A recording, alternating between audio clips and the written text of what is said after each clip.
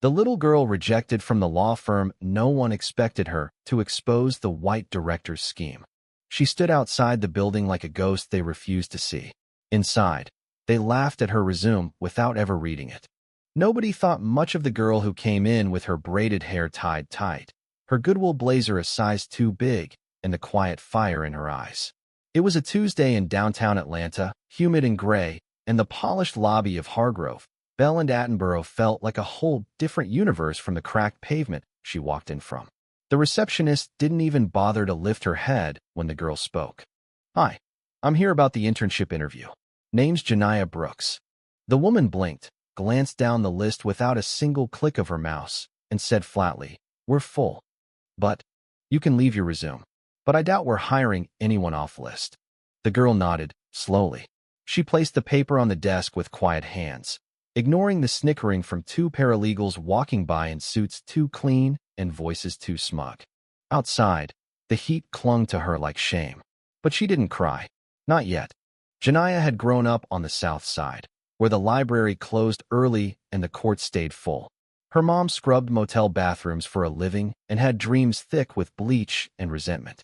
Her older brother, Trey, had tried to be a lawyer once. But the system eats boys like him. One night in holding turned into a year. 1 year turned into a record. And a record turned into silence. So Janiyah swore she'd be the one who made it in. The one who stood in courtrooms and turned her voice into something loud enough to matter. She had the grades. She had the drive. But what she didn't have, clearly, was a face they'd ever associate with intern material.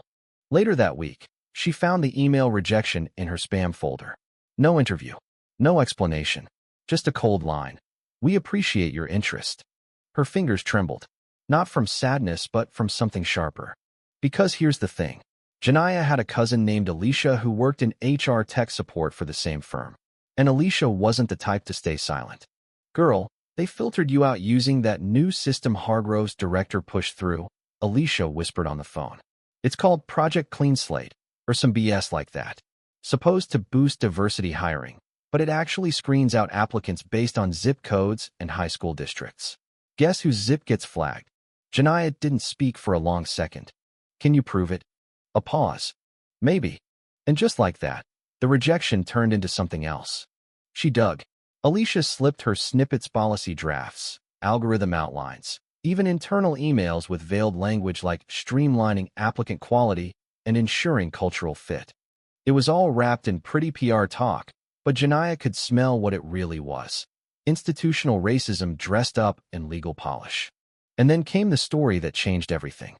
One applicant, white, average GPA, 0 community involvement, got hired through the same program. His father? A golfing buddy of the firm's director, Walter Hargrove. That's when the pieces clicked.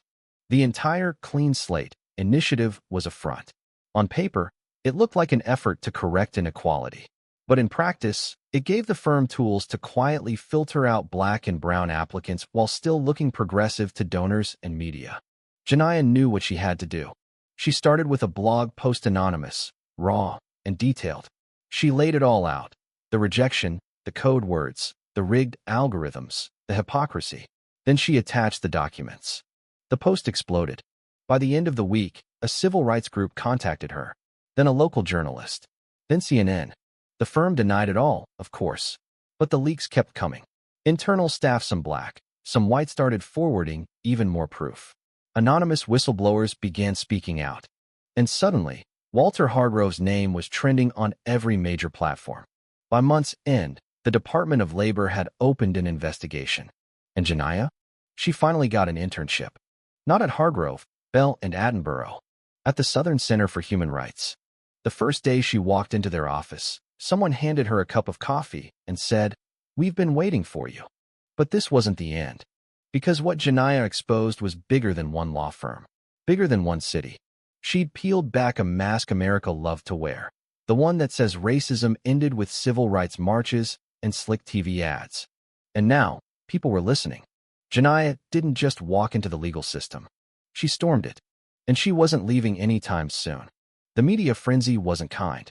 They twisted her name, her background, her motives. One national anchor called her a bitter dropout. Another asked, why didn't she just apply somewhere else? But the worst came from the online comments. Affirmative action gone wild. Just another black girl playing the victim card. If she spent more time working and less time whining. Janiyah didn't reply. Not publicly. Instead, she dug in. At the Southern Center, she worked like she had something to prove. Because she did. Her supervisor, a sharp-eyed woman named Ms. Navarro, handed her a thick file one morning and said, "This is the kind of case they don't touch at big firms." Inside were the records of 5 other students, Black, Latino, Southeast Asian, all rejected from Hargrove's internship pipeline over the last 2 years. All had lived in flagged zip codes. All had been scrubbed from consideration by the clean slate algorithm. Janiyah stared at the papers, her heart beating louder. "They knew," she whispered. Navarro nodded. "They always do. But now we have a name. And we have you." The case built fast. Civil action. Pattern discrimination. Violation of Title VII. But the real heat came when a second internal whistleblower came forward, this time from the director's own office. A man named Paul Landry, pale, tired, and sick of watching good people get erased. He told them everything. How Hargrove personally pushed for the algorithm's development. How he pressured the tech vendor to refine results. How he hosted boardroom meetings describing diversity optics as essential for public image, but cultural consistency as essential for firm performance. "They never say race," Paul said. "They just talk about energy or fit or background." But we all knew what it meant. He handed over emails, memos, voice recordings. Janiyah sat in stunned silence. The thing was bigger than she thought.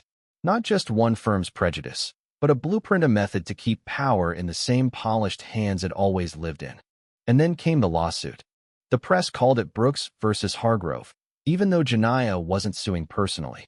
The Southern Center filed it on behalf of the filtered students, naming the firm, the director, and the tech vendor in a coordinated class action. The internet lit up again. This time, not with hate. This time, people started listening. Professors from Harvard Law wrote op-eds. Former interns came forward to share their own weird rejections. A viral TikTok compared the clean slate algorithm to a digital red line. The night before the court hearing, Janiyah sat alone in her apartment, staring at her cracked ceiling. She couldn't sleep. A knock. It was Trey, her older brother. He hadn't visited in weeks. He said nothing at first, just sat beside her, watching the ceiling too. Then soft. "You're doing it, kid. For real." She blinked, surprised. "You're not mad." He smiled, weary. "I was never mad at you. Just didn't want you to get eaten by it like I did." Janiyah looked at him, really looked, and for the first time in years, she saw not just the weight he carried but why. "You didn't fail," she said. "You just hit the wall before I did." Trey laughed quietly. "Well, sounds like you're breaking it now." The next morning, she wore her only ironed blouse and walked into the courthouse not as a victim, but as a symbol. The defense was ruthless. They called the algorithm neutral, claimed the zip code flagging was about socioeconomic risk. But Navarro cut them apart. With every email, every memo, every internal keyword, she built the picture. And then she brought Janiyah to the stand. The courtroom hushed. "Ms. Brooks," the attorney asked, "why did you pursue this?" Janiyah looked around. At the lawyers in tailored suits. At the court clerk chewing her lip. At the rows of spectators, some black, some brown, some white, all watching. Then she turned to the judge. "I didn't do this because they rejected me," she said. "I did this because they've been rejecting people like me before we even get through the door. Not with slurs. Not with signs. But with systems. Systems that smile in your face and lock the door behind you." She paused, her throat tight. "They told me the world was fair. They told me to work hard. So I did. And they still erased me. So now I'm here to erase the lie." The silence after was longer than any applause. A week later, the ruling came. The judge didn't mince words. The court found credible and overwhelming evidence of systemic filtering based on demographic proxies. The algorithm was ruled discriminatory. The firm was ordered to pay damages. The hiring program was dismantled. Walter Hargrove resigned 3 days later. But Janiyah didn't stop there.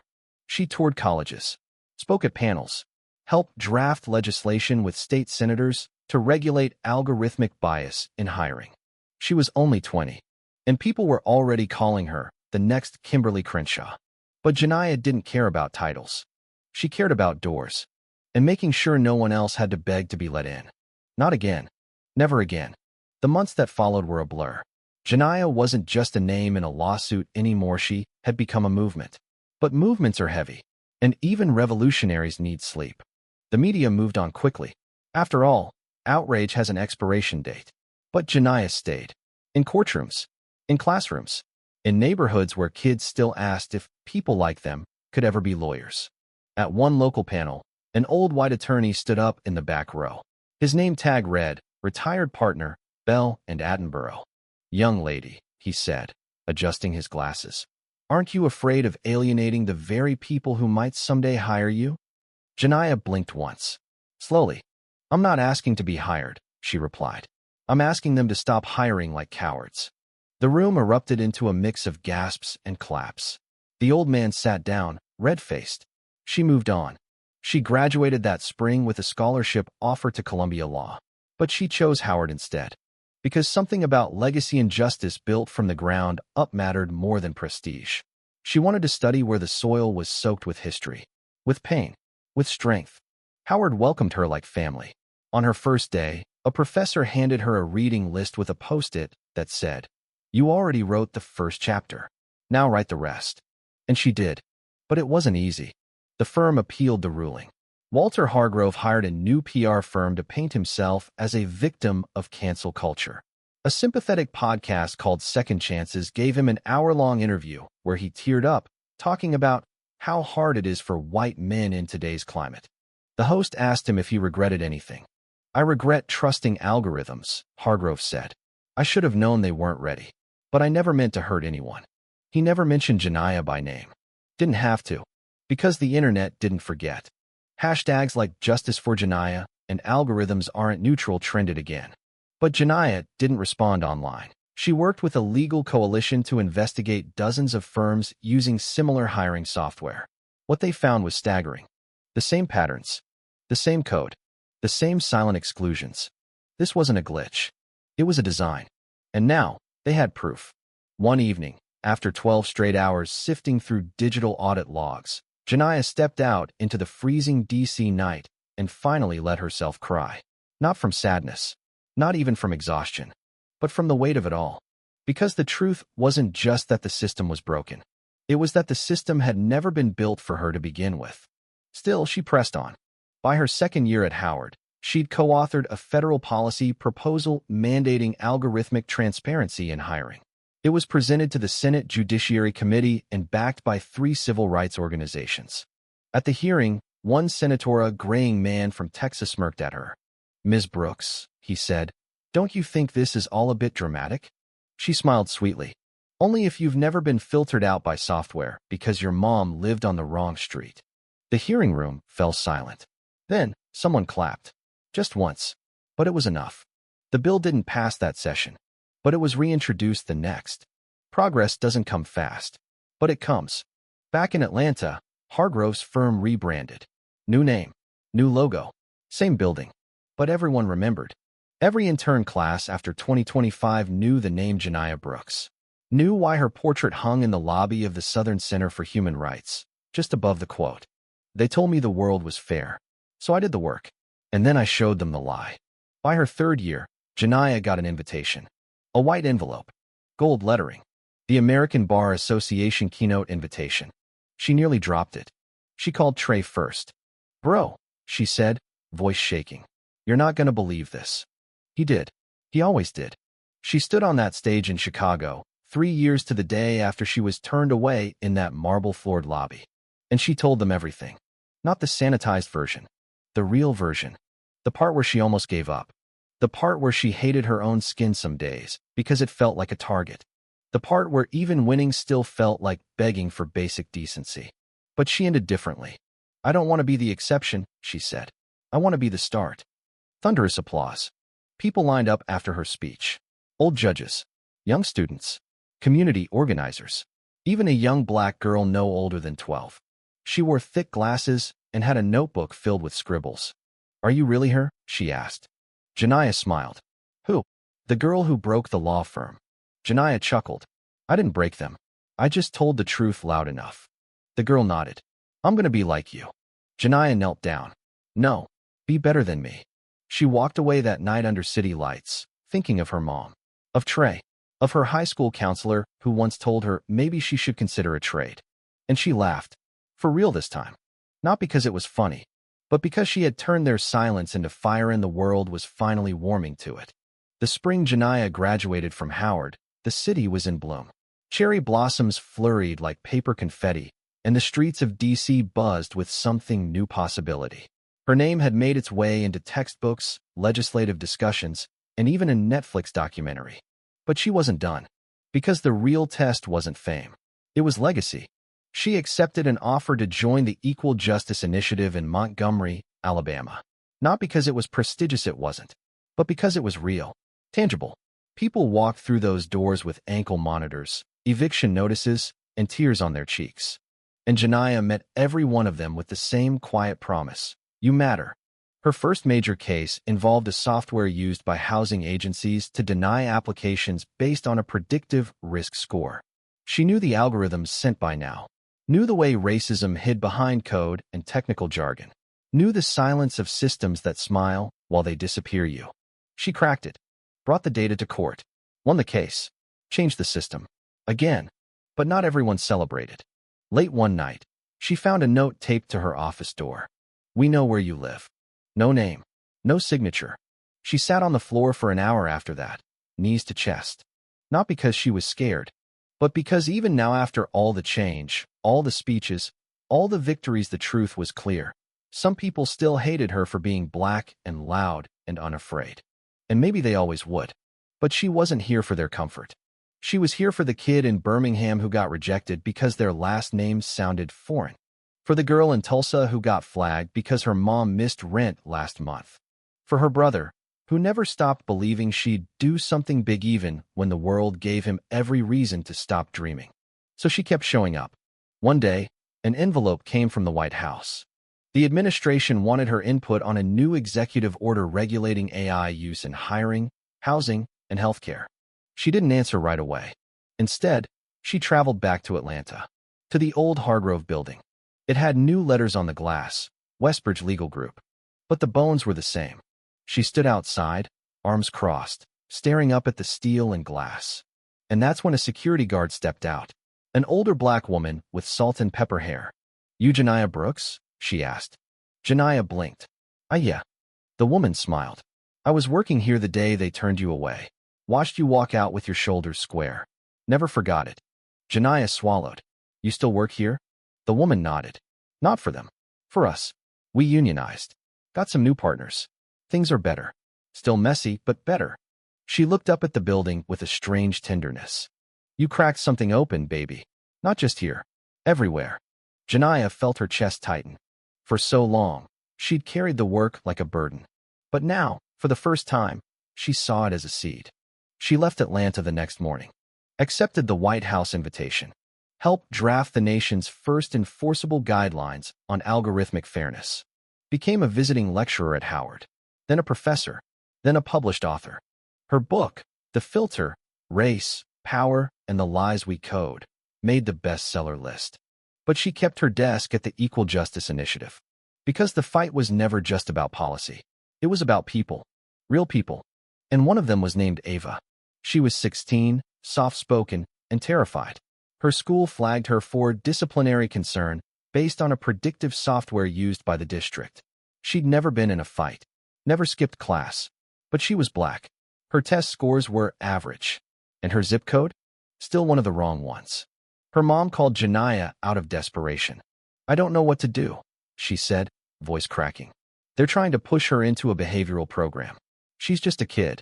Janiyah visited the school the next day. Sat in a principal's office that smelled like fear and formality. She asked to see the predictive profile. They hesitated. But she flashed her badge, her credentials, and her name, the name they all recognized now. And they gave it up. Ava's risk score had been calculated based on her brother's juvenile record. That was it. That was all it took to cast a shadow over her entire future. Janiyah filed a formal complaint. Then a lawsuit. And this time, there was no fight. The school folded. Ava stayed in her honors classes. And 3 years later, she sent Janiyah a photo of herself in a pre-law summer program. The caption read, "You gave me back my name." Janaya printed that photo and taped it to her wall, next to Trey's high school graduation picture, next to a framed copy of the original rejection email from Hargrove, Bell, and Attenborough. Because history isn't just what we tear down. It's what we build in its place. And Janaya had built something. Not perfect, not finished, but something bold, something loud, something alive. At her 40th birthday, her niece Ava's daughter asked her, "Auntie Nye, what does it mean to be a lawyer?" Janaya smiled. "It means never letting anyone write your story for you." Then she picked up the child, held her close, and whispered so quiet it was almost prayer. "It means fighting until no one else has to." The end. Thank you for listening. If you find it interesting, please like and subscribe to follow the next stories.